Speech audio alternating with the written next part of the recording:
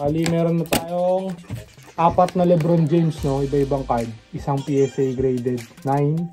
Tapos, 3 row, no? So, yan na lahat.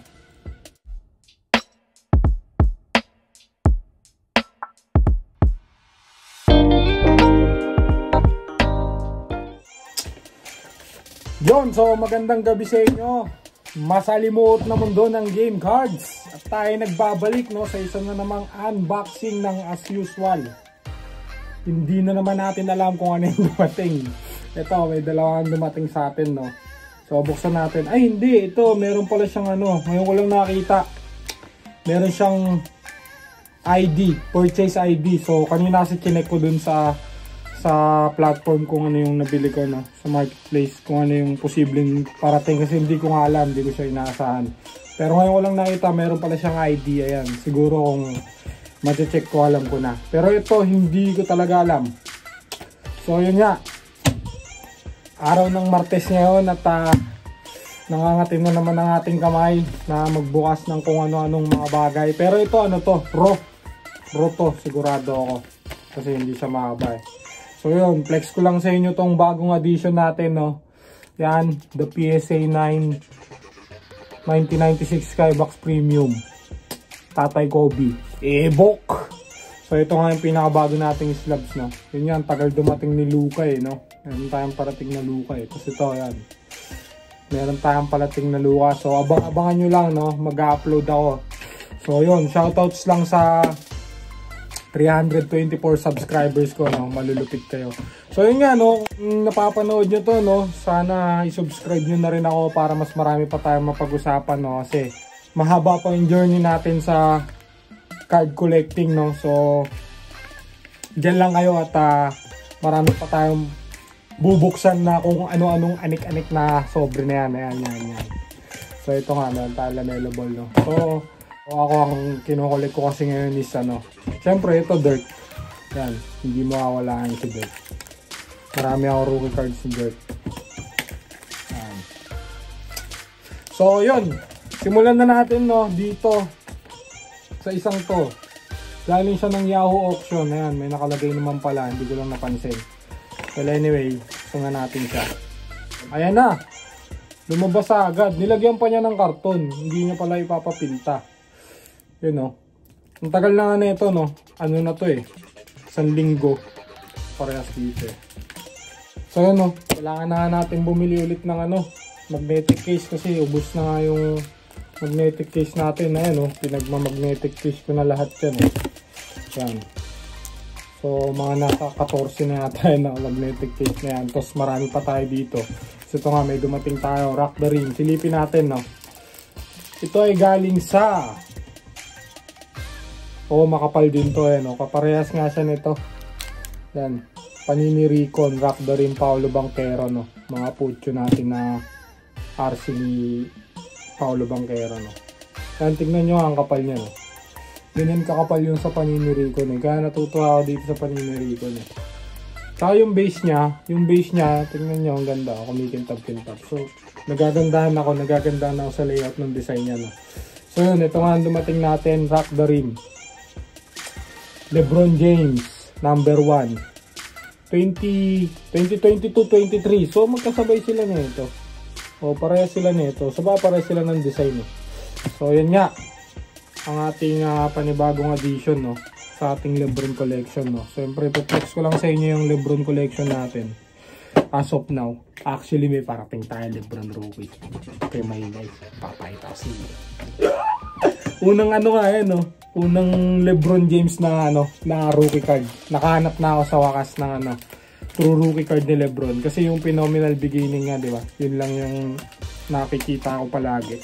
So kinuha ko na eh, kala ko kasi hindi ako makakahanap ng ito, phenomenal beginning ni LeBron. Kala ko kasi malabo nang makahanap ng ano ni LeBron, no, rookie card, kaya yun, ito.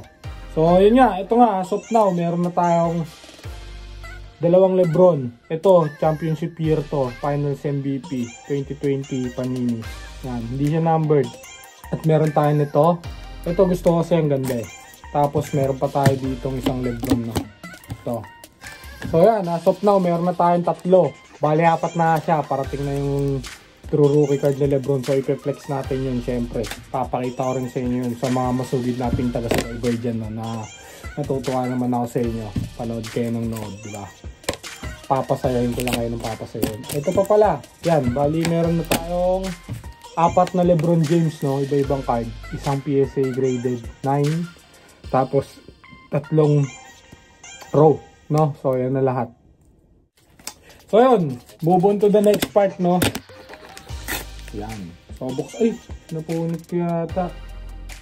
Nakasiplok siya. Ito, hindi ko alam to eh. Buksan natin, ah. Ay!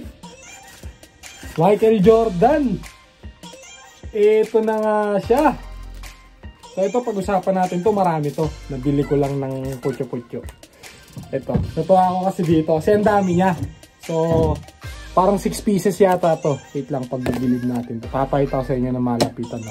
Galing sa 1999 Upper Deck. Ayan, SP.